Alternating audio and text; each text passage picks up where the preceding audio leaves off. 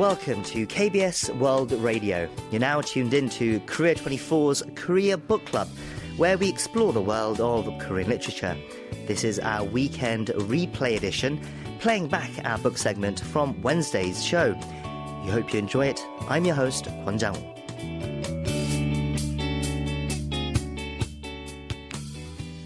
Nobelpriset i litteratur år 2024 tilldelas den sydkoreanska författaren Han Kang för hennes intensiva poetiska prosa. That was Mats Malm, the permanent secretary of the Swedish Academy, announcing that the South Korean author Han Kang had been awarded the Nobel Prize in Literature.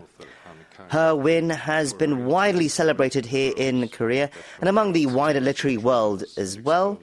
And we here at Korea24 have decided to mark this historic occasion ourselves with a special Korea Book Club series. Starting today and continuing for the next 2 Wednesdays, we'll be looking at 3 of her books in English translations that we have not yet reviewed on the club. This week we have joining us in the studio Barry Welsh. Barry, hello, it's great to see you again. Yes, it's great to be here.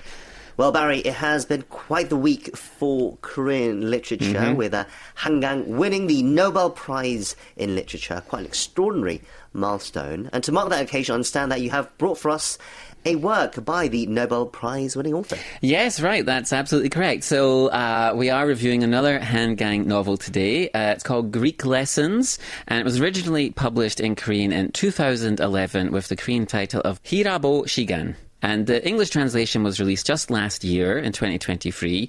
And this time it was co-translated by Deborah Smith, who's worked on, I think, nearly all of Han Kang's previous novels. But this time she translated this novel with co-translator Emily Ye Won, who regular listeners will also recognise as a translator with an excellent body of work. And this collaboration seems to have brought a fresh and nuanced perspective to the translation. The novel itself explores themes of language, loss and connection. It tells the story of 2 main characters, a woman who's lost her ability to speak and a Greek language teacher who is gradually losing his eyesight. Their lives intersect in unexpected ways as they navigate these personal struggles and seek understanding through language and even silence. And Han Kang has, like you said, she's captivated readers worldwide with her previous works, such as The Vegetarian, of course, and Human Acts. And I'm sure fans and new readers discovering her work for the first time following the Nobel win will appreciate her highly reflective writing here too. Yes, of course. The Vegetarian has gotten the most attention out of her works because it was the first and only Korean book, of course, to win the International Book Award back in 2016. But she has quite a body of very powerful works, and it is these works as a whole that I imagine will have influenced the Nobel Prize judges. In fact, when the Nobel Prize committee announced that Han had won the prize last week, they said that she won it for her intense poetic prose that confronts historical traumas and exposes the fragility of human life. That's high praise indeed, and we've seen that in some of her several other works that we've reviewed here on Korea Book Club over the years, including The Vegetarian and Human Acts. Do we see that on display in this book, Greek Lessons, as well? Yes, we certainly do. So Han Kang is absolutely exploring, as they say, the fragility of human life in Greek Lessons, and it does also contain perhaps some of her most poetic prose that she's written so far, at least or had translated into English so far.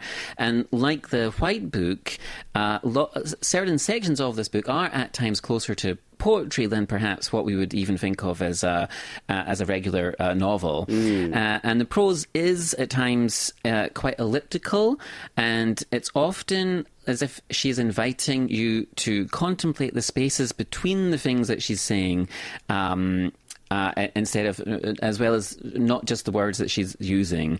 And her writing here is very rich with sensory details, or sort of experiences of taste and sound and touch, and as well, of course, lots of metaphorical depth.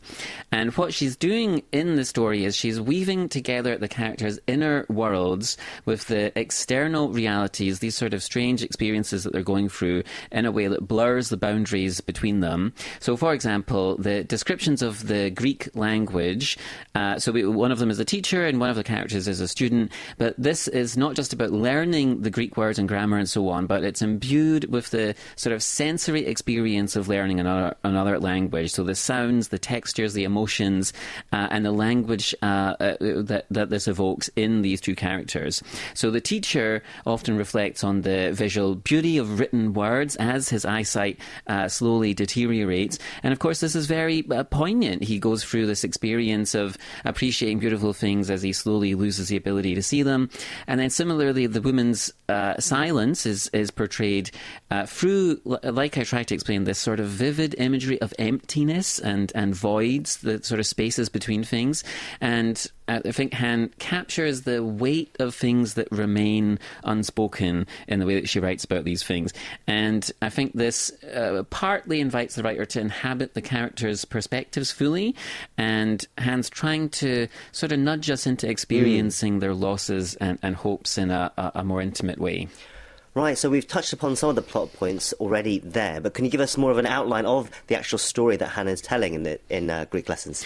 Right, okay, so the story, it's not a typical narrative by any stretch of the imagination, but the story is essentially about two main characters. They're both grappling with very significant personal losses and sort of specific physical limitations or issues. So the first protagonist is a woman who has become mute, or at a couple of different points in her life she's become mute, and she is choosing silence after enduring traumatic experiences, including the death of her mother and a painful custody battle over her son. And her inability to speak is both a physical condition, and it's also a manifestation of her emotional withdrawal from the world after going through these very challenging experiences. The other protagonist is a Greek language teacher, and he's gradually losing his eyesight due to some kind of degenerative condition, and he's facing the prospect of blindness. And as he does this, he becomes increasingly isolated. He struggles with the fading connections that he has to the visual experience of the world that he once knew. And then their lives come together in this Greek language class where the woman is a student. And despite their challenges, her muteness and his encroaching blindness, they form an unexpected but at times quite difficult bond. And it's through the study of the Greek language that they find a unique way to communicate that transcends language and sight. And so the novel explores themes of language and silence and isolation and just the deep human need for connection at some level. And so we have these two characters. They're trying to navigate their personal struggles, and they help each other confront these demons that they're sort of wrestling with and begin paths towards some kind of healing. And Han Kang uses these intertwined stories to just explore how people seek understanding and intimacy despite whatever the barriers that life might impose on them. Right, so this is an interpersonal story then, rather than perhaps addressing historical issues, which she's also known for, as the Nobel Committee mentioned. It sounds like she's showcasing, I guess, this side of her writing. So once again, it's called Greek Lessons by Han Kang, translated by Deborah Smith and Emily Yewan. And that was our pick for Korea Book Club this week. Barry, thank you for that review once again, and we'll see you again next time. Take care. Okay, take care.